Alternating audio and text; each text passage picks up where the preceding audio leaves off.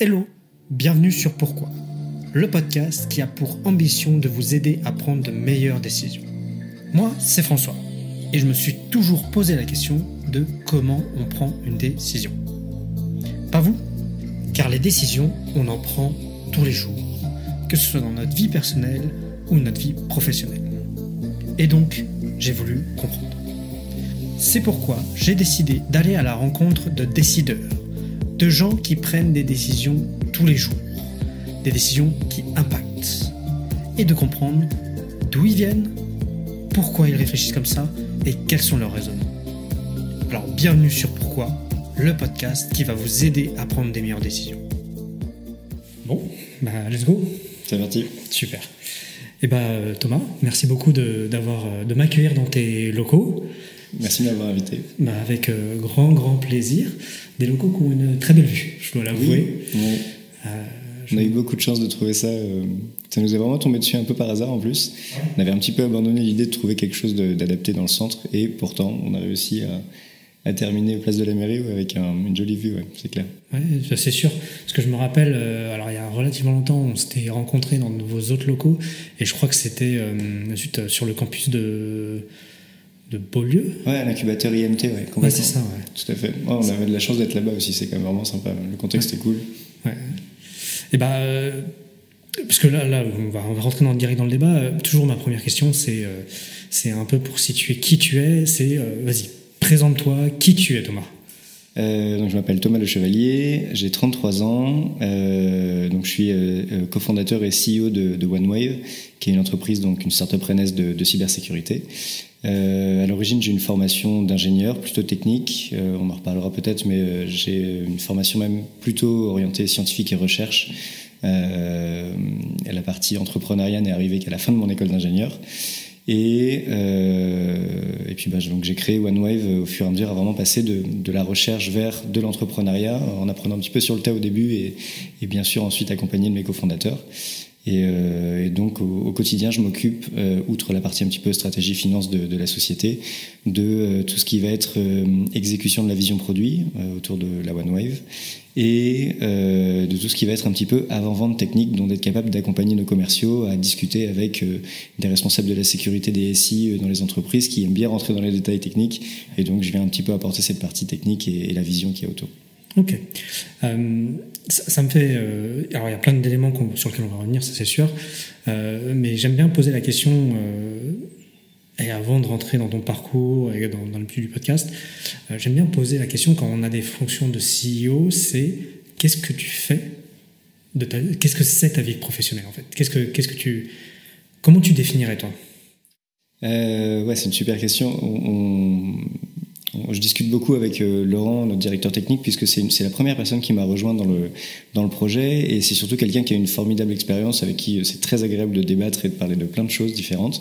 Et on s'est souvent posé cette question-là, et moi la réponse souvent à laquelle je parviens, c'est que un CEO, particulièrement dans les premières années de construction d'une entreprise, c'est un petit peu différent, j'imagine. J'ai pas encore eu cette expérience-là, mais dans les très très grandes boîtes, vraiment des directeurs généraux, etc. C'est souvent quelqu'un qui va venir là où il y a besoin, qui va venir vérifier si jamais on n'est pas en train de rater des choses, de mettre en place des réflexions communes ou des prises de responsabilité individuelles sur tel ou tel sujet. Typiquement, il y a quelques années, je m'occupais énormément de cette partie vision produit, expérience utilisateur, construction, direction un petit peu aussi de par où on devait un petit peu plus aller. Alors bien sûr avec l'ensemble de l'équipe. Et là aujourd'hui, je m'occupe un petit peu plus, notamment la dernière année et demie, de la partie un petit peu plus financement, levée de fonds, relations avec les investisseurs.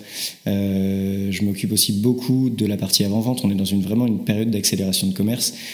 C'est important pour moi, un petit peu dans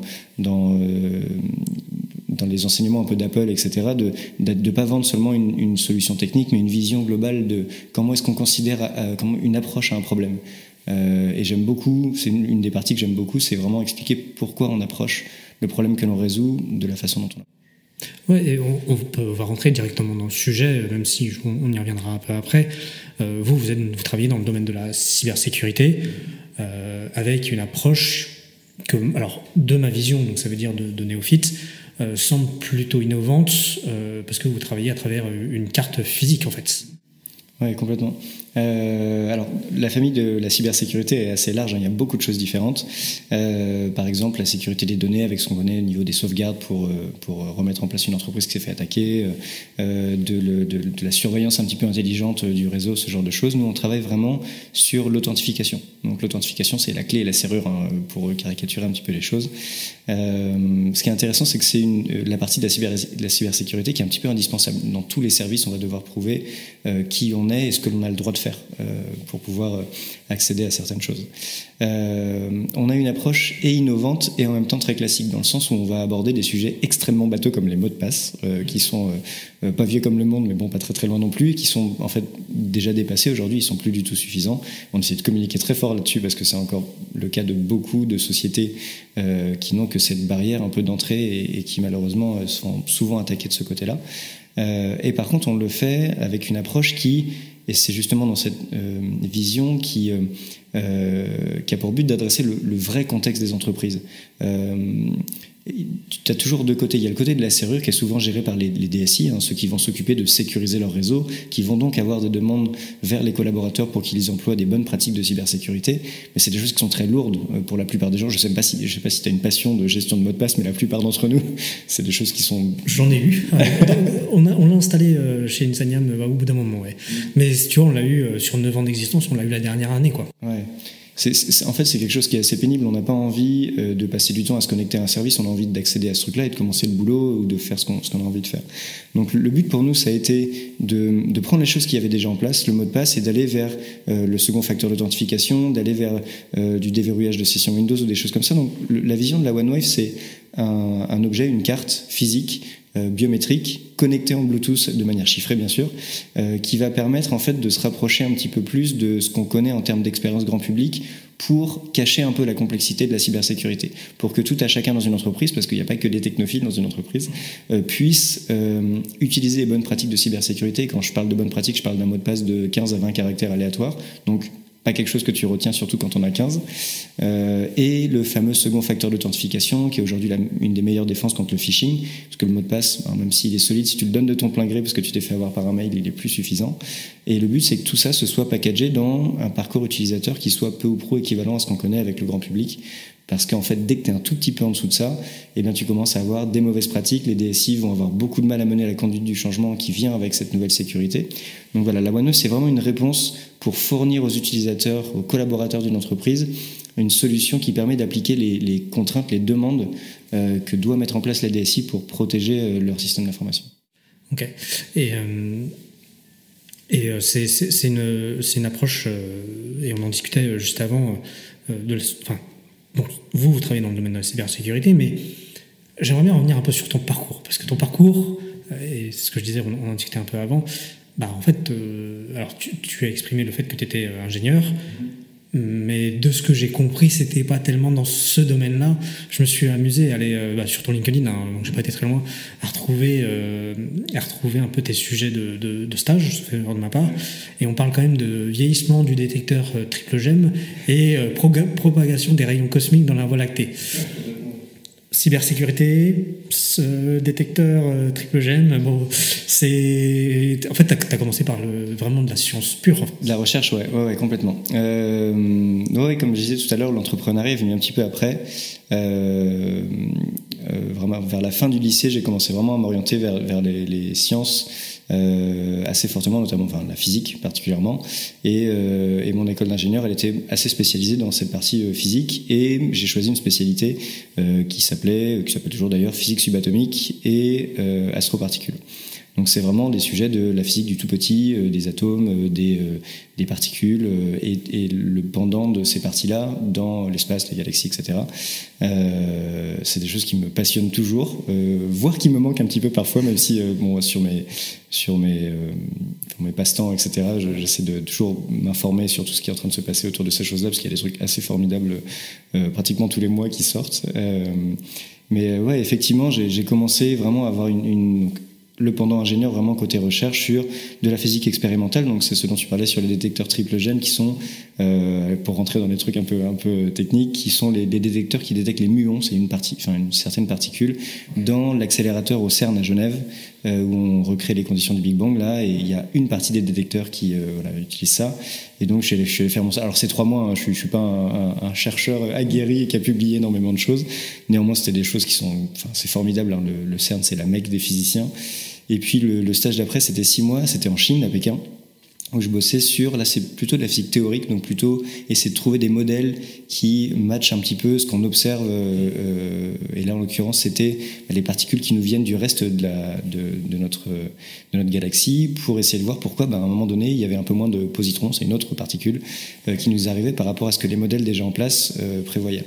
Et on s'est rendu compte avec des détecteurs un peu plus sophistiqué que le modèle qu'on avait prévu n'était pas du tout fonctionnel, il manquait un gros morceau à l'histoire, et donc le but c'était de créer des modèles mathématiques. Donc tu fais une grosse simulation en C++ sur ton ordinateur, tu la lances, ça prend plusieurs dizaines d'heures à terminer, parce que il y a une galaxie entière à simuler, et puis derrière tu regardes si jamais tes paramètres commencent à donner quelque chose un peu plus proche de ce qu'on connaît, quoi. Ok, et comment... Donc, tu as de grosses expériences après un parcours en école d'ingénieur. Tu étais sur Rennes aussi, à Beaulieu? Non, Strasbourg. Strasbourg, ouais, ok. L'école s'appelle Télécom Physique Strasbourg, et effectivement, je suis allé de l'autre côté de la France pour cette partie-là. Mais t'es breton d'origine? Ouais, je suis rennais, absolument. Okay. Et donc, là, tu fais cette école d'ingénieur, mais déjà, c'est toujours été une passion pour toi, ce domaine de... Alors moi, ce que j'appelle de l'astrophysique... je ne sais pas si c'est le bon terme. Ouais, physique subatomique, c'est vraiment le plus petit, nucléaire, etc. Et astrophysique, c'est cette partie-là, mais liée aux étoiles, aux pulsars, aux trous noirs, tout ça. Et toi, ça a toujours été un intérêt pour toi. Okay. Et comment vient se greffer cette notion de cybersécurité? Parce que tu fais tes 2 stages, puis en 2016... Alors, je dois manquer un gap, hein, sûrement, mais en 2016, et tu vas tout nous dire, en 2016, tu crées OneWave donc avec tes associés. Comment on passe de sujets où on étudie les choses petites à la cybersécurité? En fait c'est plutôt le passage de la recherche à l'entrepreneuriat. En fait, ce qui s'est passé, c'est qu'il y a eu une opportunité qui s'est créée de manière la plus bête possible. C'était un cours sur la dernière année d'école d'ingénieur. Il faut savoir qu'en école d'ingénieur, en tout cas dans celle dans laquelle j'étais, la place de l'entrepreneuriat est malheureusement, je pense, trop faible par rapport à ce que énormément d'ingénieurs pourraient mettre en place pour sur des nouvelles idées, des innovations, ou même ce qui pourrait découler de leur recherche, monter les entreprises. Donc vraiment, c'est quelque chose qui pourrait vraiment prendre plus de place. Néanmoins, on avait ce cours qui s'appelait sensibilisation à l'entrepreneuriat, donc tu vois que c'était quand même une petite introduction. On avait l'opportunité de commencer à réaliser des dossiers un peu sur des cas d'usage qu'on pouvait choisir. Et il se trouve que nous, notre cas d'usage, c'était justement avec quelques amis avec qui on faisait des soirées, donc on avait un gros sérieux quand même dans le groupe. Pour la petite anecdote, il y avait des fautes d'orthographe à nos noms de famille sur le dossier à la fin. Donc on parle vraiment de quelque chose d'assez mastoc, avec beaucoup de sérieux. Mais on a eu l'opportunité de développer une idée d'une carte qui ferait des cartes bancaires, des cartes de transport, etc. Une carte tout en une. Et donc voilà, c'était vraiment un l'esbrouf total. On est arrivé, on a demandé à ce que les vitres soient fermées pour faire un peu comme la keynote d'Apple. Et j'avais un de mes colocs de l'époque, Amérique, qui arrivait avec un petit col roulé, des lunettes comme Steve Jobs, etc. Et qui va voir un des entrepreneurs dans le jury qui nous notait et qui lui demande monsieur, est-ce que vous avez beaucoup de cartes sur vous? Et là, un gros coup de bol, le mec il sort un énorme portefeuille, un croque-monsieur de 10 cm d'épaisseur avec des cartes dans tous les sens. Et il lui dit c'est beaucoup, on l'avait appelé One, le projet à ce moment-là, on a trouvé la solution, etc. Et il avait dans sa poche de chemise une petite carte Leclerc qu'on avait peinte en noir, et on avait mis des bouts de blanco dessus pour faire comme un écran et des boutons. C'était ridicule. Je l'ai toujours d'ailleurs, elle est là-bas, cette carte-là, dans la petite vitrine OneWave où il y a toutes les versions, les vraies du coup, biométriques qui ont suivi derrière. Et voilà, et derrière en fait on avait demandé à des potes quand on sortait la carte d'applaudir comme dans la keynote d'Apple et tout ça. Donc, ça, on a eu une super noce, complètement lesbouf. Et il se trouve que à la fin de ce truc-là, il y a un des entrepreneurs qui vient me voir et qui me dit écoutez les gars, lâchez pas, l'idée elle est vraiment intéressante, etc. Moi, j'ai un papa qui est restaurateur, donc j'ai vécu un peu dans un contexte d'entreprise pendant longtemps. Enfin, restauration, c'est un peu particulier, mais ça reste chef d'entreprise. Voilà. C'est même un des plus durs métiers dans l'entreprise, je trouve. Mais... Ouais, c'est pas évident, clairement. Et donc je pense qu'il y a cette fibre-là qui était déjà un petit peu présente. Et puis, en fait, ça a commencé à engager une réflexion chez moi. Et en fait, pendant mon stage en Chine, je te parlais tout à l'heure des simulations qui prenaient des dizaines d'heures à se finaliser. Et je commençais en fait à réfléchir à comment est-ce que le projet dont on avait parlé, alors certes de manière très parcellaire et assez rapide, pouvait se transformer en quelque chose d'intéressant en fait. Et en fait, quand tu fais un petit fast-forward sur les 2 ans qu'on suivit, j'ai pris la décision de plutôt partir vers l'entrepreneuriat parce que ça me permettait d'avoir une liberté de création, de création de ses propres règles, que la recherche qui est assez chartée en termes de comment est-ce qu'on fait les choses, de comment mener une carrière de recherche qui est pas évident, c'est vraiment des sujets tout aussi intéressants. Il y a un autre mode de fonctionnement. Et ça a été un petit arrachement de renoncer à ça parce que je trouve qu'il y a une abnégation dans ce que les gens qui font de la recherche aujourd'hui mènent, parce que parfois une carrière de recherche, ça peut être juste mettre la pierre pour le mec suivant qui va trouver qui va avoir vraiment le fameux RECA, etc. Et donc voilà, cette transition-là, elle m'a amené à commencer à bosser sur ce truc-là. Et en fait, la cybersécurité vient du fait que des cartes bancaires, des cartes de transport ou ce genre de choses, c'est de l'authentification déguisée qui nous a amené derrière vers le marché plutôt pro, vers le marché B2B, pour aller résoudre des problèmes brûlants, parce qu'aujourd'hui on a une hémorragie de cyberattaques dans tous les sens, particulièrement sur les 3-4 dernières années là. Oui, et puis par exemple d'actualité, je crois qu'il y a eu, alors on tourne ce podcast en juillet 2023, il y a eu une attaque au CHU de Rennes il y a mon amour, je crois, comme ça, donc, et qui est encore une erreur humaine d'un mot de passe qui a été communiqué, de ce que j'ai vu. Pas communiqué, mais bon, il faut savoir qu'aujourd'hui, à peu près 3 attaques sur 4, ça vient de l'ingénierie sociale, notamment du phishing. C'est aujourd'hui beaucoup plus simple de rentrer dans un système d'information de manière frauduleuse en trompant l'humain plutôt qu'en trompant le périmètre technique. Il y a toujours des attaques qui sont liées à des failles, ce genre de choses, donc mettez à jour vos systèmes et vos logiciels. Mais par contre, aujourd'hui, clairement, le risque est pour toutes les entreprises, pas seulement des grandes entreprises ou des entreprises qui ont des choses importantes à cacher. C'est vraiment de ce côté-là. Donc ouais, l'attaque du CHU, c'est un accès VPN, donc à distance, d'un prestataire qui soit était mal protégé, soit qui était déjà vulnérable parce que ce mot de passe avait été leaké par exemple sur des bases de données, etc. On n'a pas encore le détail là-dessus, donc il faudra attendre un petit peu de retour d'expérience sur ces choses-là. Mais voilà, typiquement, la OneWave, elle permet d'avoir une complexité suffisante, voire plusieurs étapes d'authentification sur ce périmètre-là, en fait. Parce que ce VPN, ce prestataire, si jamais il a un mot de passe trop faible, il peut être cassé rapidement par un ordinateur assez classique. Si jamais il se fait avoir par un phishing, s'il y a un second facteur, il y a un deuxième verrou, finalement, qui bloque l'utilisateur qui n'a pas l'objet de confiance responsable de ce second facteur. Donc vraiment, voilà, c'est des choses simples, des bonnes pratiques qui sont la plupart du temps vraiment accessibles à une majorité des sociétés. Mais effectivement, on a publié un post sur LinkedIn il y a très peu de temps à ce sujet-là. Il y a encore énormément d'entreprises, et vraiment j'insiste sur le énormément, qui sont dans une situation très similaire à celle dans laquelle se trouvait là, cet accès VPN pour le CHU. Ok, je peux qu'en témoigner parce que dans mon ancienne expérience, on était dans le digital. Autant dire qu'on maniait beaucoup de mots de passe pour les clients. Déjà, on maniait des mots de passe pour les clients, c'était un peu compliqué, même si à la fin, nous, on les stockait de manière très sécurisée dans des gestionnaires de mots de passe. Mais des fois, ils nous communiquaient leurs mots de passe. Ça faisait peur. Ouais, c'est ça, c'est que les entreprises ne sont pas toutes spécialisées sur ces domaines-là. Alors déjà, il y a des entreprises techniques, il y a des entreprises moins techniques, il y a des entreprises qui ont déjà des colorations un petit peu avec ces bonnes pratiques de cybersécurité. Par contre, la plupart d'entre nous, on a assez peu de ce vernis-là finalement qui est capable de dire ok, là, cette entropie, la complexité de ce mot de passe-là, elle est suffisamment complexe, ce truc-là est suffisant, la conscience des risques, donc il y a énormément de pédagogie à faire autour de ça. Et quand bien même il y a cette pédagogie, c'est pas suffisant. Il suffit d'une seule personne qui se plante un petit peu, un nouvel arrivant, une personne qui est un petit peu moins technophile et qui a moins conscience de ces trucs-là. Donc voilà, et le cas dont tu me parles là sur ton ancienne expérience, c'est le cas de tellement d'entreprises. Les experts comptables, ils manient les accès de dizaines, voire de milliers de clients Et c'est souvent des accès aux banques, au cloud, qui sont assez peu segmentés. Des fois, un client, on lui demande un accès sur un dossier, on va avoir accès à tout le cloud entier avec vraiment toutes les données. On parle même pas de vol. Hein. Le but d'un attaquant, c'est pas forcément de voler des données, s'il peut le faire, il le fera. Mais par contre, c'est de bloquer en fait, plutôt avoir un effet de levier finalement. Je chiffre tes données, tu peux plus y accéder, tu peux plus gérer ton business, tes données CRM, etc. Et je te demande une rançon parce que tu es en train de perdre 10 000 euros par jour ou 1 million d'euros par jour. Donc tu vas pas réfléchir très longtemps à me payer 20 000 ou 100 000 euros de rançon. Bon, il faut jamais la payer, hein, que ce soit dit au moins une fois. Mais voilà, le but, c'est de pouvoir bloquer les gens. Ouais, mais je suppose que le choix doit être un peu cornélien quand on se retrouve et qu'on est peu éduqué face à ça, se dire au moins si je débloque, peut-être je paye, il débloque et au moins ça me permet de renforcer derrière ou ça. Mais bon. Le problème, c'est qu'on n'a pas de garantie que ce soit débloqué. C'est ça le catch. Ils sont pas fiables ces voleurs. Donc.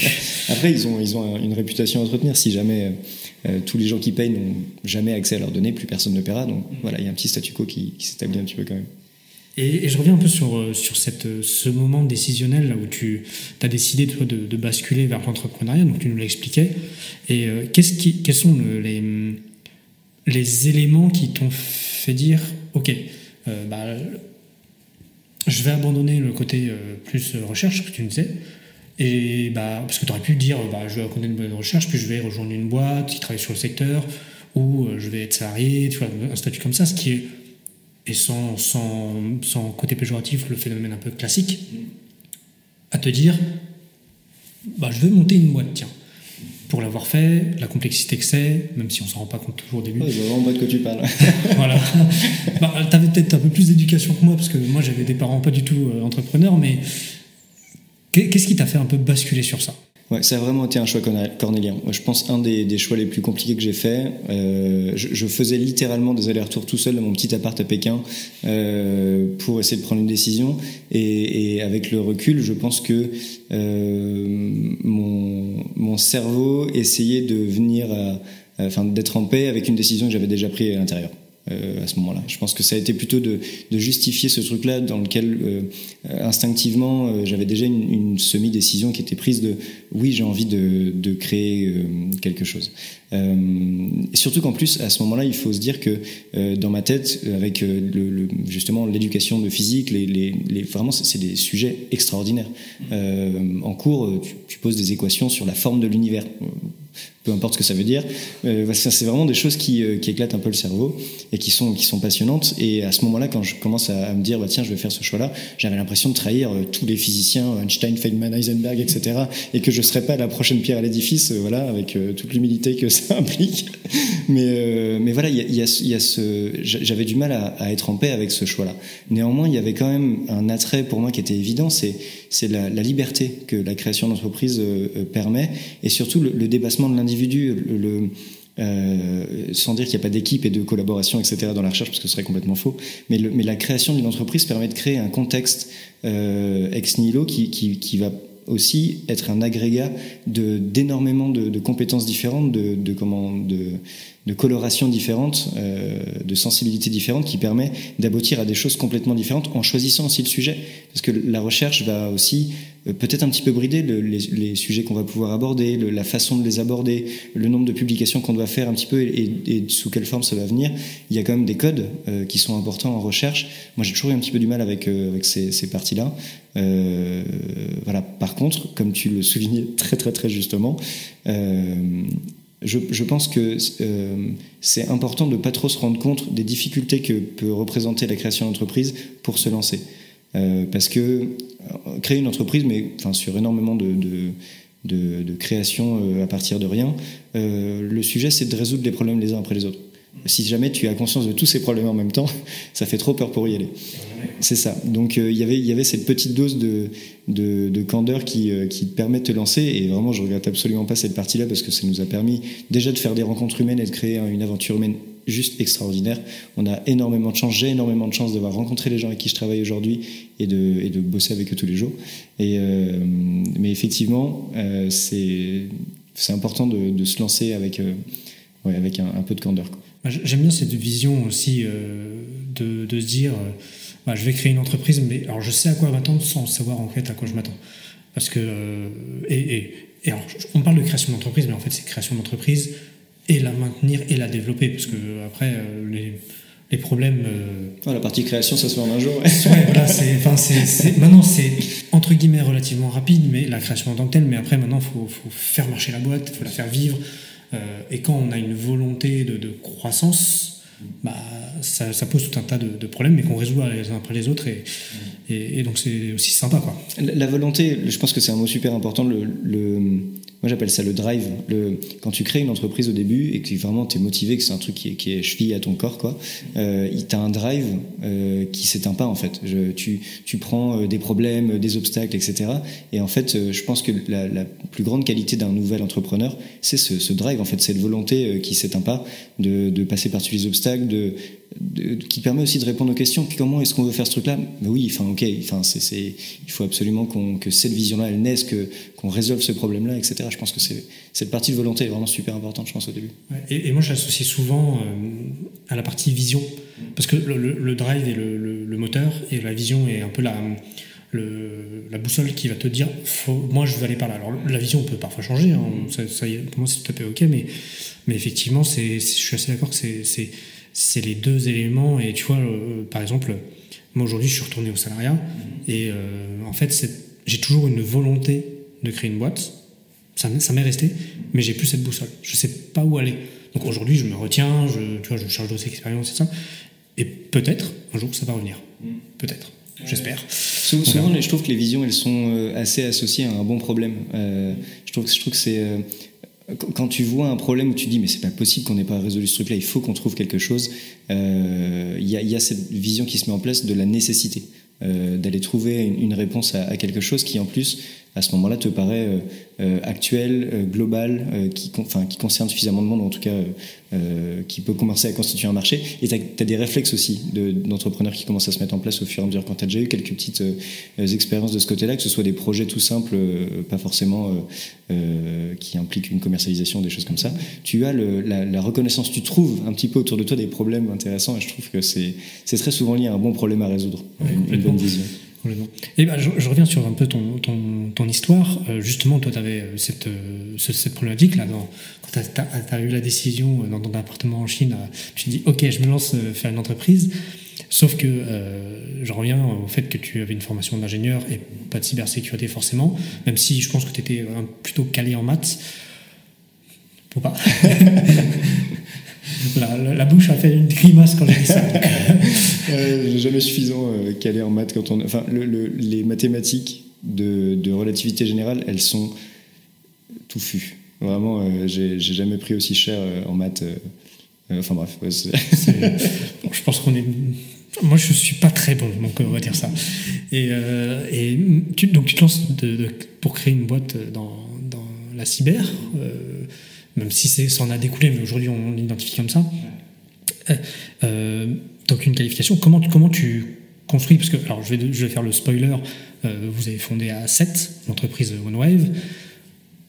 Du coup, je suppose que tu es allé chercher des compétences. Comment ça se passe ? Comment tu... Ouais, alors, juste pour expliquer la vie de OneWave, le démarrage on était vraiment orienté très grand public. Cette carte-là, elle avait pour objectif de réunir le paiement, le transport, la fidélité, donc des choses qui sont finalement grand public et sur laquelle la vision, elle se construit autour de ce que tu peux imaginer, projeter sur comment est-ce que demain, la gestion de ces sujets-là, qui sont des sujets d'authentification quand tu regardes dans la partie technique, mais que tout le monde connaît, tout le monde sait comment est-ce qu'on paye aujourd'hui, comment on prend le transport, etc.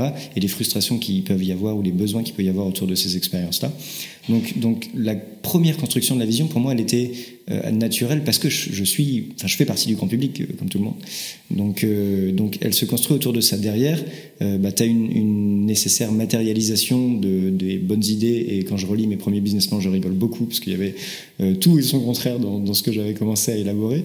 Mais voilà, effectivement, le premier défi, c'est d'aller trouver déjà des gens à qui ton problème et éventuellement ta vision parlent. Et je pense que c'est ce qui a séduit un petit peu les premières personnes qui m'ont rejoint, notamment Laurent, qui a une formidable expérience et d'entrepreneuriat et des sujets de la cyber de manière générale, des transactions numériques sécurisées, qui avait déjà fait de la biométrie, des tablettes d'enrôlement de biométrique pour notamment du vote ou des enrôlements pour des grands faiseurs français. Et donc qui je pense, donc lui et deux de ses anciens collègues, Guillaume et Léonard qui est docteur en cryptographie, qui apportait justement, enfin tous les trois apportaient cette capacité à transformer une vision en réalité, à aller chercher des sujets techniques qui moi m'étaient complètement inconnus.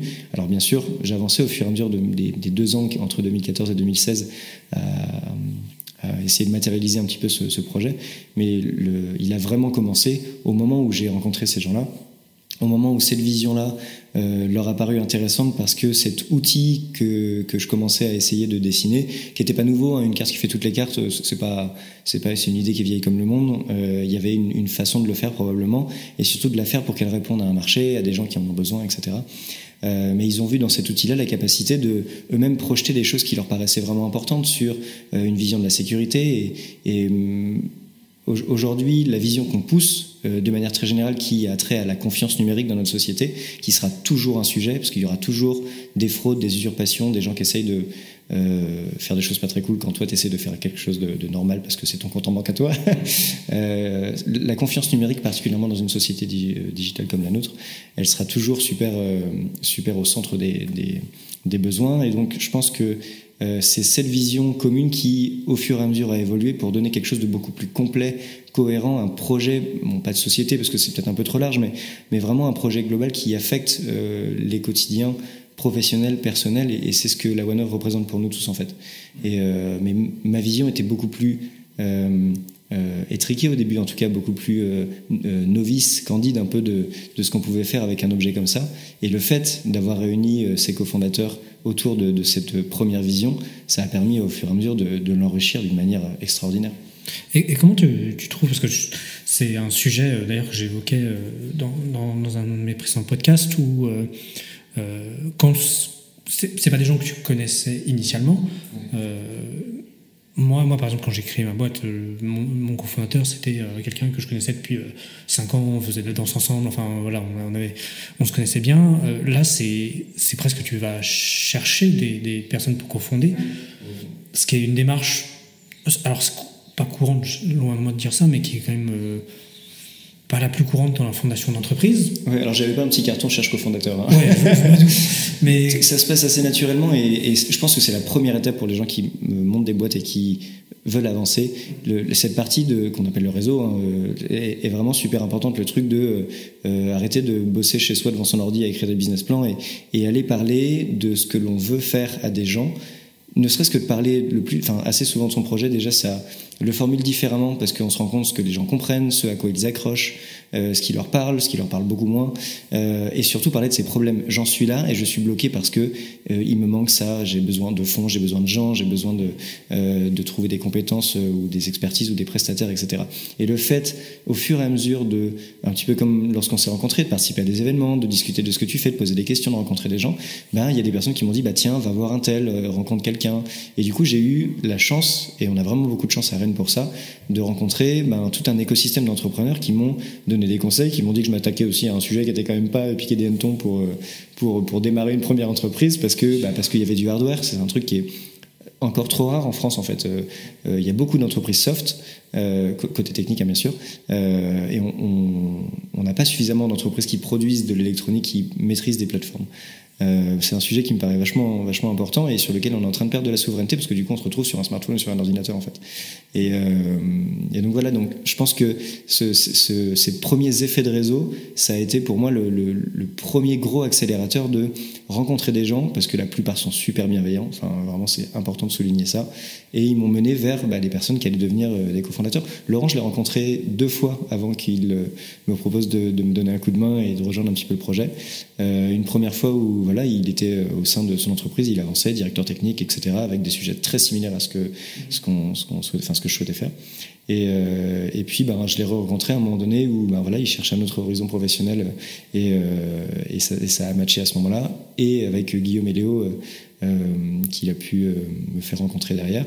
Et en fait, effectivement, ce premier noyau technique a fait une petite avalanche, et on s'est retrouvés à 7 autour de ce projet qui plaisait aux 6 autres personnes, et ça a mené à la création. C'est important ce que tu soulignes du réseau et du fait d'aller parler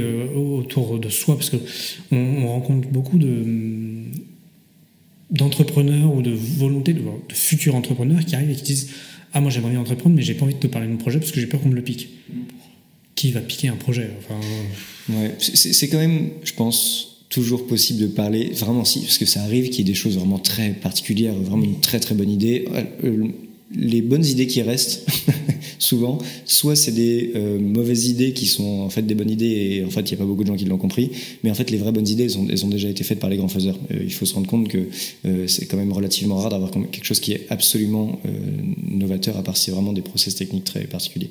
Mais effectivement, je suis complètement d'accord avec toi. Il y a beaucoup trop de gens qui ne parlent pas suffisamment de ce qu'ils sont en train de faire, parce que c'est toujours possible de décrire des choses en gardant aussi des informations un petit peu de côté lorsqu'il y a un peu plus de confidentialité qui est mise en place. Mais il faut parler même parler surtout au début. Dans les grandes lignes, et ça permet d'avoir un retour, de dire ah bah non, là tu fais gaffe, t'as pensé, tu veux faire ça, mais t'as pas pensé à ça.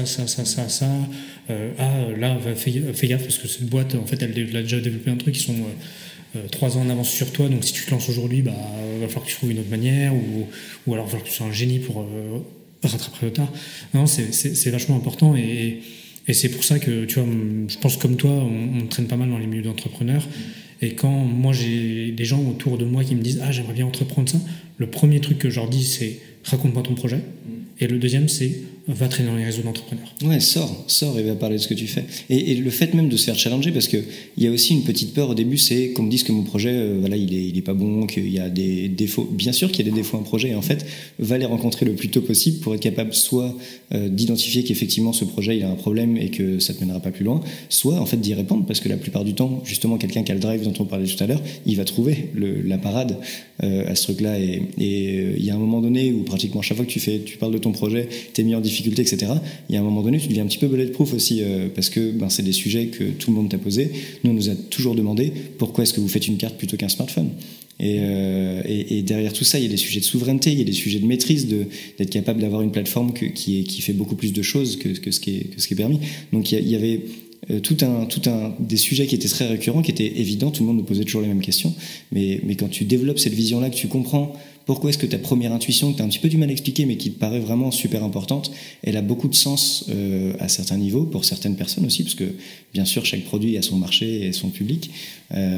C'est important. Et ces premières confrontations, ces premières discussions ne peuvent qu'être positives pour le progrès, l'avancement du projet, qu'elles soient négatives, il y a un problème dans ton projet, ou qu'elles soient positives du tiens, j'ai peut-être une idée pour résoudre ton problème, va voir un tel, quoi. C'est si des futurs entrepreneurs écoutent ce podcast, et je l'espère, sortez et parlez. C'est un peu le message qu'on veut faire passer, et c'est top. J'en viens à la deuxième partie de ce podcast, qui est vraiment faire un focus sur la prise de décision. Toi, aujourd'hui, est-ce que tu as une méthodologie ou c'est beaucoup de l'instinct dans ta prise de décision à l'échelle de l'entreprise, hein? Même si on va reparler, parce que je sais que comme tu as des cofondateurs, on va reparler après de ton application avec les cofondateurs, mais comment ça se passe pour toi, comment ça se passe dans ta tête? Déjà, je veux juste souligner que c'est vraiment, ton sujet de podcast, c'est vraiment super intéressant. Je réfléchissais un petit peu après que tu m'aies proposé d'y participer, parce qu'en fait, les prises de décision, c'est les petits événements qui nous permettent un peu de voyager un peu dans le labyrinthe des futurs possibles. C'est un peu là que tu vas dire, tiens, je vais partir par là plutôt que par là, pour le meilleur ou pour le pire. Et ça implique aussi de faire un petit peu la paix avec l'erreur. Je pense que ça, c'est quelque chose que j'ai appris au fur et à mesure. Voilà. Parce que à la base, j'ai eu l'impression, notamment quand j'étais jeune ou qu'on doit s'orienter un peu vers un futur possible, d'avoir toujours plutôt une bonne connaissance vers où je voulais aller. J'ai eu toujours l'impression de savoir un peu ce vers quoi ce que je voulais faire, malgré le fait que ça ait changé de nombreuses fois au fur et à mesure. Et aujourd'hui, dans le cadre de l'entreprise, moi je suis quand même quelqu'un qui est relativement attaché à l'information. Je pense qu'on ne peut pas prendre de décision sans avoir les données d'un problème. Je pense que c'est un peu caricatural pour quelqu'un qui a fait de la science et de l'ingénierie, mais pour moi une réponse, une vision, elle est dans un contexte, elle a un certain nombre de paramètres, et c'est important de les connaître. On parlait tout à l'heure de savoir que son projet a un problème. Voilà, c'est important d'avoir les données plutôt que de se cacher un petit peu derrière son petit doigt en se disant il n'a pas de problème, mon projet, ce truc-là, c'est pas vraiment une bonne chose. Donc pour moi, le premier élément de la prise de décision, il est sur le fait d'aller chercher, en se posant les bonnes questions, les choses qui pourront permettre d'avoir une décision éclairée. La deuxième, c'est, je pense que c'est important de formuler un avis, de se dire, moi je pense que c'est plutôt dans cette direction-là qu'il faudrait partir, et d'aller chercher la pierre angulaire des autres, de confronter son point de vue de la même manière qu'on vient de décrire, pour être capable de se prendre un oui ou un non, mais surtout un non qu'on n'aurait pas prévu. Donc je suis quelqu'un qui va énormément discuter, qui met en doute son propre avis après l'avoir formulé, pour essayer d'avoir tort ou avoir raison éventuellement. Je suis assez content d'avoir tort parce que je progresse. Quand on me prouve que j'ai pas pris une bonne décision, enfin en tout cas que j'ai pas pris la bonne direction avant de prendre cette décision-là. Donc c'est assez important. La question que je me pose par contre souvent et auquel je réfléchissais avant le podcast, c'est que on peut pas toujours... Je suis un gros fan de l'intelligence collective, c'est quelque chose dont on a très très souvent parlé aussi avec Laurent, avec Léo et d'autres ici. Comment est-ce qu'on peut tirer parti de l'intelligence collective, et en même temps, moi ce dilemme on en reparlera sûrement avec la partie cofondateur, on peut pas toujours prendre toutes les décisions ensemble, puisque à un moment donné il faut coder des choses, écrire des PowerPoint ou des tableurs Excel ou des choses comme ça, et que ça prend beaucoup de temps, et que si on fait des réunions tout le temps sur tous les sujets, ce qui est très très important au début, mais à un moment donné il faut faire des choses, on a un petit peu du mal à faire ça, et le curseur est pas évident à régler sur je vais prendre cette décision à 2, à 4, à 10. On a en plus un mode de fonctionnement à OneWeb où on essaie vraiment d'avoir une transparence et une participation du plus grand nombre sur la réalité de notre société, comment est-ce qu'on avance, qu'est-ce qu'on veut faire, etc. Donc ça c'est toujours une question qui me paraît assez important, et pareil, la décision avec qui je le fais, ça par contre c'est peut-être un peu plus intuitif, je sais pas. C'est très intéressant ton approche. Alors, d'abord sur ta réflexion, je veux dire, personnelle, qui est, et je le remarque de plus en plus au fil de ces podcasts, que j'ai un peu deux grandes catégories de gens qui réfléchissent, enfin de deux manières, et qu'un des avantages et inconvénients, c'est la partie très instinctive et la partie très procédurale, j'ai envie de dire, et de la manière dont tu me décris, c'est aussi pas mal procédural, même si je sais que les deux se mélangent. Et surtout, les gens procéduraux ont beaucoup un background scientifique. Okay. Tu vois, je discutais avec Justine Bonneau qui fait Doulot, et qui m'a dit moi je prends un papier et un crayon, je note les pour, les contre, et tu vois, ça s'approche de ce que tu me dis, où tu as les éléments et puis après tu réfléchis et tu émets un avis. Donc c'est vachement intéressant, et je trouve que c'est aussi une manière de réfléchir qui construit quelque chose. Voilà. Souvent, mon premier avis sur une question sur laquelle on doit trancher quelque chose, il y a une première couleur un peu instinctive. Et ensuite, tu vas le dire, ok. Je me dis, c'est quoi les éléments qui sous-traitent ce truc-là ? Du coup, cet avis il va commencer à changer à ce moment-là. Ah, ok, j'avais oublié un peu ce truc-là. J'ai besoin de corriger un peu le tir. Et derrière, quand je me dis, bon, ok, il y a un truc qui ressemble à peu près à quelque chose et qui a l'air à peu près baqué par des choses, j'en discute une première fois et je me rends compte que c'était pas du tout le cas, que j'avais oublié tel et tel et tel truc.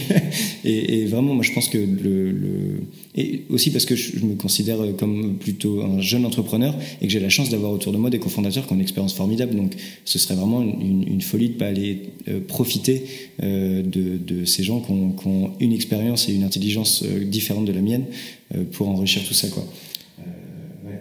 Mais c'est là où tu abordes un deuxième point qu'on apporte peu dans les podcasts, mais alors j'avais fait un podcast sur le sujet parce que la personne travaillait sur ça, c'est Xavier Ménard, je sais pas si tu connais, qui travaille justement sur tout ce qui est intelligence collective. Je te donnerai le nom de la boîte et tout ça tout à l'heure, parce que j'allais me tromper, mais c'est Sense & Co. Si tu veux aller voir ce qu'ils font, c'est assez bluffant, et ils réfléchissent sur tout ce qui est l'intelligence collective également, et alors pas que, mais en partie. Et en fait, là, tu soulignes un deuxième point qui est vachement intéressant, c'est que tu réfléchis et après tu l'amènes dans un cercle autour de toi qui va contribuer à ta réflexion. Alors, j'entends bien que toutes les décisions ne vont pas jusqu'à ce cercle, parce que ça dépend de l'importance de la décision, mais d'avoir ce retour, ce second avis est vachement important en fait. Ouais, c'est clair. Ce qui me paraît important sur l'intelligence collective, c'est de pouvoir déjà créer les conditions pour qu'elle apparaisse. Ça implique des choses en dehors du moment où on doit prendre la décision. Ça implique d'avoir des conditions de prise de parole, de format aussi de participation. Typiquement, un brainstorm complètement débridé, c'est pas forcément la meilleure façon d'amener des nouvelles idées. Alors, des nouvelles idées si, mais en tout cas de pouvoir parvenir à faire avancer une décision. La partie aussi information. Au moment où tu m'as parlé des prises de décision, j'ai un peu repensé au contexte des conventions citoyennes, celles qui sur le climat, etc. Je trouve ça super intéressant. Mais je trouve ça intéressant et ça a été une expérience réussie de mon point de vue parce que avant ça il y avait une pédagogie, une prise d'information des experts. Il y avait vraiment une qualification du sujet avant de commencer à débattre, avant de commencer à parvenir à des décisions. Et je pense que l'intelligence collective elle est vraiment importante dans un contexte fertile pour qu'elle apparaisse, avec les données qui permettent pas d'avoir une centaine d'individualités, mais 100 avis cohérents qui permettent de juger un sujet. Et voilà. Et derrière, c'est un petit peu ce qu'on essaie de faire. Il y a des débats. Il y a aussi le format qui permet vraiment à tous ceux qui sont très extravertis ou plus introvertis de pouvoir contribuer sous une forme ou sous une autre à la décision. Et c'est un petit peu ce qu'on essaie de faire ici sur des grands sujets, hein, pas sur tous. Hein. Il y a vraiment beaucoup de choses sur lesquelles on prend des décisions plus restreintes, pour le meilleur ou pour le pire d'ailleurs, parce que la décision c'est aussi une responsabilité d'erreur. Donc ouais, non, c'est pas toujours évident à mettre en place, clairement. Oui, mais la décision, alors que moi j'ai connu souvent un petit nombre d'entrepreneurs, donc de fondateurs, là c'est une certaine échelle. Alors ce que tu me disais, vous êtes 5 cofondateurs actifs, même s'il y en a 2 qui sont un peu plus en retrait aujourd'hui, mais peut-être qui interviennent dans certains niveaux de décision. C'est quand même avoir 5 avis sur des sujets, un vrai challenge. Parce qu'il y a, comme tu le soulignes, des différences de caractère, de prise de parole, des gens qui sont à l'aise, des gens pas à l'aise. Ça doit être un vrai challenge. Vous avez mis, si on peut rentrer un peu dans le détail, hein, c'est quoi vos principaux éléments que vous mettez en place pour les décisions qui nécessitent 5 avis? Comment vous vous organisez un peu? Est-ce que vous allez boire un verre dans le café du coin? Ça a été le cas, parfois. Il y a effectivement plusieurs modes, plusieurs niveaux de décision, des choses qui sont très opérationnelles, du day-to-day, etc., sur lesquelles on ne se réunit pas forcément tous ensemble, et des choses sur le futur de l'entreprise, les moments critiques aussi. Souvent, c'est souvent l'occasion de se poser sur ne serait-ce que pas transparence, sur les moments où ça a été difficile, etc., qu'on puisse en parler ensemble. Et en même temps, d'autres fois, et typiquement ça a pu par le passé engranger des frustrations d'éviter de se mettre trop en travers de la partie opérationnelle, pour continuer d'avancer sur des sujets sans polluer forcément avec certains sujets de décision qui n'étaient pas évidents. Donc il y a eu toujours un petit peu cet arbitrage, parfois où typiquement certains de mes cofondateurs m'ont dit écoute, là j'aimerais bien revenir un peu plus dans cette partie-là, ou reparticiper un peu à ces sujets-là, parce que je sens que ça a été un petit peu moins le cas. Et donc on essaie toujours, à OneUp, je pense que c'est vraiment un truc qu'on essaie de faire depuis le démarrage, de prendre le pouls tout le temps en fait de ces situations-là, des frustrations qui peuvent se créer parce que trop de participation, pas assez de participation, souvent c'est plutôt pas assez, sur des sujets, et voilà. Et mon but avec notamment Laurent, qui est vraiment moi, une des personnes avec qui j'ai besoin de pouvoir discuter assez régulièrement sur le chemin que prend notre société. On essaie justement d'avoir des cercles adaptés à la prise de décision, au contexte, au fait que certains des cofondateurs doivent bosser à ce moment précis sur d'autres sujets et qu'on ne veut pas les polluer avec telle ou telle réflexion qui sont en cours, et d'autres fois où par contre c'est vraiment important qu'on puisse parler de l'ensemble des sujets et que quelqu'un dise « Ah, ok, moi j'ai envie de participer à ce truc-là », parce que je pense que ça doit aussi être sur la base d'une activité. Enfin, tu vois, étant beaucoup de cofondateurs, par rapport à d'autres sociétés, j'entends, c'est important aussi que les décisions puissent se prendre avec les personnes qui ont envie d'y participer. Tu vois ce que je veux dire? Il y en a qui n'ont pas trop le choix. Moi, j'ai pas trop le choix de prendre certaines décisions stratégiques à des moments, parce que c'est mon rôle, je pense. Et par contre, voilà, il y a parfois des moments où je pense que c'est important que chacun dise ok, moi ce truc là, bon, je préfère bosser vraiment sur mon sujet en ce moment parce que je suis à fond dedans, etc. Et par contre ce truc là, voilà, j'ai vraiment envie d'être intégré là-dedans, et ça permet, je pense, de définir plus facilement sur chaque niveau de prise de décision qui doit être impliqué et comment les gens s'impliquent là-dessus. Et en plus, pour complexifier un peu la chose, tu le parlais tout à l'heure, tu disais que tu étais aussi en charge de la relation avec les investisseurs. C'est que vous avez fait une levée de fonds en 2021, ouais, et là vous venez d'en conclure une nouvelle. Ça veut dire que forcément il y a des investisseurs qui sont partie prenante. Alors je sais pas les modalités, mais sûrement un board ou quelque chose comme ça. Ça doit rajouter en plus une strate dans la prise de décision vraiment stratégique de haute volée, quoi. Si demain vous voulez changer complètement de produit, je suppose qu'il faut les consulter ou... Alors là, on le fait, hein. Il y a eu un pivot justement en public vers B2B sur la partie cyber. Et ça a été fait avec eux aussi, hein. Enfin, notamment les personnes qui, comme tu disais, participent au board, au comité stratégique. On était d'ailleurs hier soir en comité stratégique avec eux, qui s'est agrandi en plus. C'est la première fois qu'on passait un petit peu plus de monde autour de la table. Mais par contre, c'est d'un intérêt fou en fait. La plupart du temps, les investisseurs, notamment Business Angels, qui nous ont rejoints, c'est des entrepreneurs, c'est des gens qui, en plus, généralement, ont eu des succès assez importants, qui sont passés par des situations avec chacun leur coloration, qui est assez différente. Et donc, on a des conseils, on a de la motivation aussi, des gens qui nous disent lâchez rien là-dessus, vraiment, vous êtes sur le bon truc, etc. C'est vraiment une source supplémentaire de challenge. Est-ce que les gars, vous êtes sûrs d'avoir bien tout vu sur cette décision-là, sur ce mode de fonctionnement? Est-ce que vous n'avez pas raté quelque chose? Aussi sur les moments où ils nous disent bon là c'est quand même pas ouf, il faudrait faire telle ou telle chose, ou à d'autres moments de motivation assez génial sur des périodes où on est en mode traversée du désert sur une levée qui prend du temps et des mecs qui disent lâchez rien, vous êtes à fond et c'est top, continuez comme ça, quoi. Donc non, je pense que c'est un petit peu différent les comités stratégiques parce que la fréquence est complètement différente qu'une fréquence de cofondateurs qui se côtoient tous les jours, et je pense que ça amène vraiment un niveau de maturité dans une entreprise qui est top, et j'invite vraiment les gens qui ont des boîtes, qui ont déjà une première activité un petit peu qui se lance, quand bien même il n'y a pas forcément des investisseurs, ou voilà, d'avoir des advisors, un peu un petit conseil de quelques personnes à qui on peut faire l'exercice de présenter la photo actuelle et être challengé, débattre de comment est-ce qu'on pourrait emprunter un chemin plus efficace, etc. C'est un point sur lequel moi je te rejoins, et c'est vraiment une réflexion très récente, c'est-à-dire d'il y a un an et demi, où en fait tu te rends compte que des personnes qui sont extérieures à la boîte, qui ont un intérêt financier ou pas, peut-être ça peut être un intérêt affectif, peuvent être de très bons conseils, parce que souvent, c'est ce qui se dit, hein, quand on est à la tête d'une entreprise, on est la tête dans le guidon, et ces échanges qui sont souvent plus espacés dans le temps, et qu'avec des personnes qui sont un peu en dehors, vont peut-être avoir des réflexions toutes bêtes de dire mais vous avez pensé à ça? Et en fait dire ah merde, j'ai vraiment pas pensé au truc, quoi. Et puis là ça te remet tout en place, ça t'amène ailleurs et tout ça.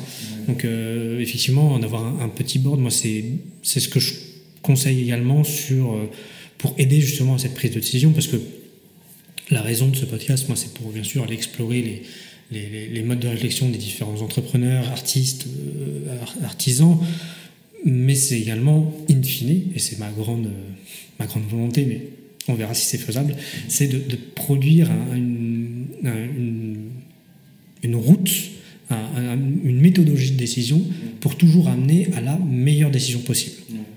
Je pense qu'il y a un sujet, on en reparlait, que ce soit les cofondateurs, les gens autour de toi, les entrepreneurs qui t'ont donné un coup de main au début, ou un board d'investisseurs ou de conseillers, etc.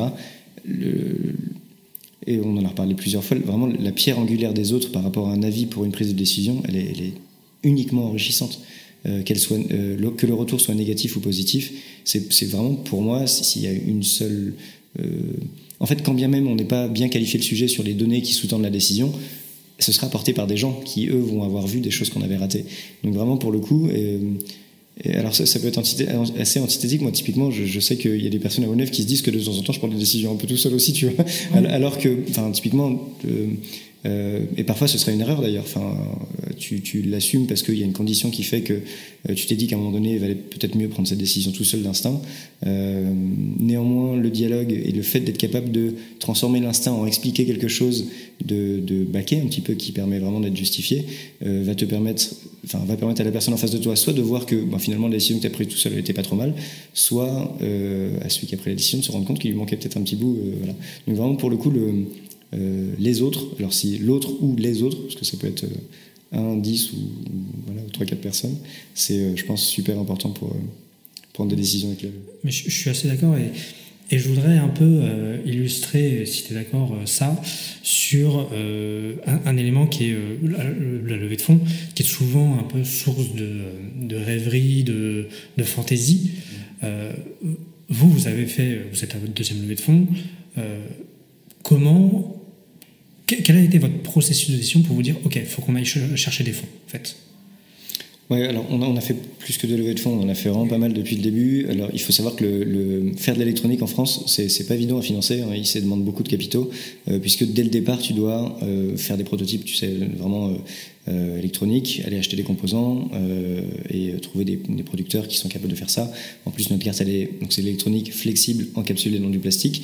Donc le fait qu'on doive lever des fonds, ça s'est un petit peu imposé à nous assez rapidement, parce que l'électronique flexible dans du plastique, on fait pas trop ça en Bretagne, pas trop ça en France, à part les grands faiseurs qui font quelques prototypes ici, mais la plupart des choses c'est en Asie malheureusement, pour la souveraineté européenne quoi.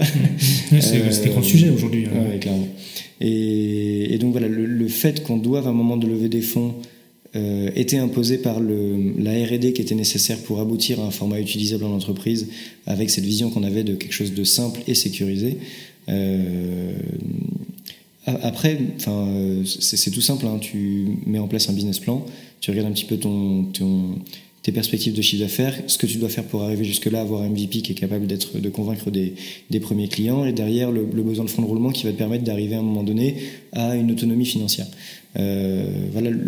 Là, pour le coup, la décision elle est extrêmement cartésienne. J'ai un tableur Excel, voilà à peu près de ce dont j'ai besoin. Bon, alors on a fait que des business plans qui ne sont pas réalisés, hein, comme tous les business plans malheureusement. T'as un plan et t'essaies d'aller le plus loin possible sur ce plan-là, et à un moment donné ça diverge et tu fais d'autres choses. Mais la décision de lever des fonds, elle s'imposait de la donnée.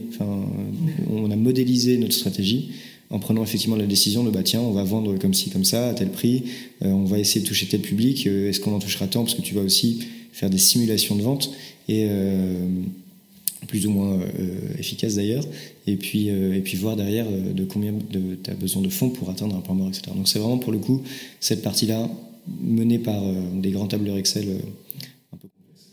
Ok, c'est vachement intéressant, puis parce que des fois, tu vois, les levées de fonds sont justifiées par des besoins de croissance ou des besoins disons-le, de se faire mousser ou de voilà. Mais vous, c'est vous vraiment drivé par le besoin pour de la prod, quoi. Après, ce qui est important de souligner pour One9, c'est qu'il y a quand même une diversité de financement. On n'a pas fait que lever des fonds. Il y a eu énormément d'aides de BPI, notamment. Il y a eu aussi, on a des partenaires bancaires qui nous ont prêté de l'argent à un certain moment. Alors, au tout début, c'est compliqué quand même d'avoir des emprunts bancaires parce qu'il faut quand même déjà montrer une première activité commerciale. Et on a mis un petit moment à atteindre ça parce qu'il y avait quand même pas mal de R&D. Il y a eu aussi le pivot entre le grand public, plutôt orienté paiement, transport, etc. Parce qu'on a fait du transport à Rennes avec la One9. Ouais, je me rappelle, quand on s'était rencontrés, c'était le sujet. Carrément. C'était top, c'était une super expérience. Ouais. Et j'aimerais bien qu'on revienne vers ça un jour. On a toujours cette vision un petit peu grand public de la One9 autour de la confiance numérique de manière générale. Donc peut-être qu'on y reviendra un jour, j'espère. Mais effectivement, ouais, il y a une diversité de financement et c'est important, je pense, pour les entrepreneurs. Et je suis intervenu récemment dans c'est les petits concours un peu dans les écoles de commerce des personnes qui souhaitent monter des projets. Et souvent, ils doivent monter forcément un volet de financement sur ces parties-là. Et les jeunes entrepreneurs ou les gens qui sortent d'école de commerce ont toujours un peu peur d'aller demander trop de sous.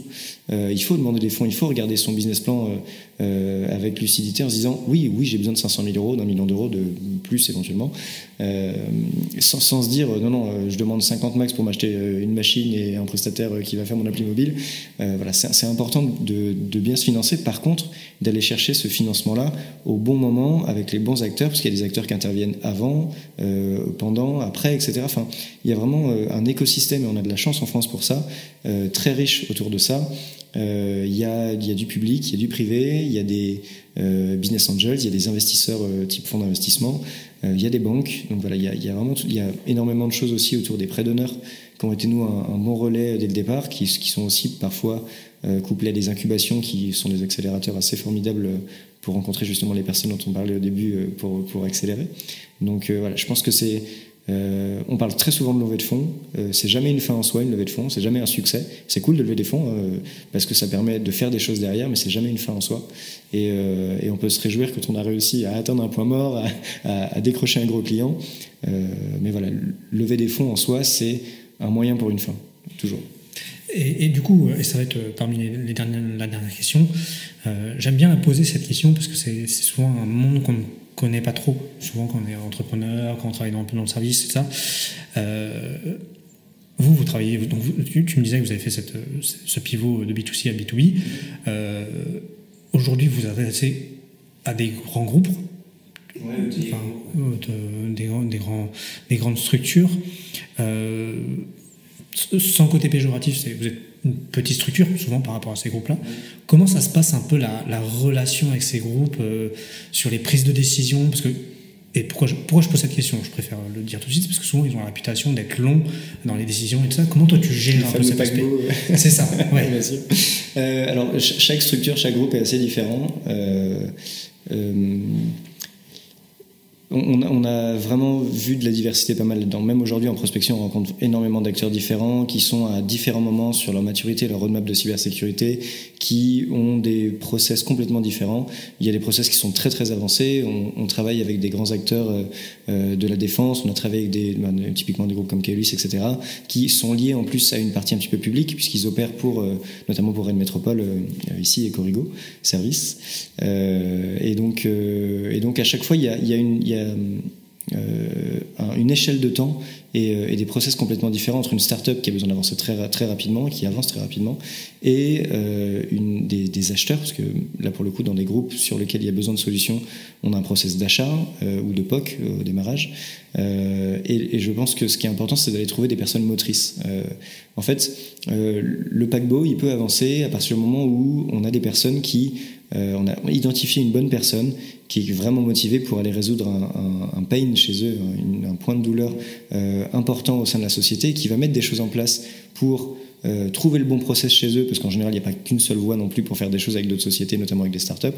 Donc voilà, mais effectivement, ça peut arriver aussi que on soit confronté à des délais très importants, parce que voilà, Keolis ne change pas du jour au lendemain de solution, de billettique.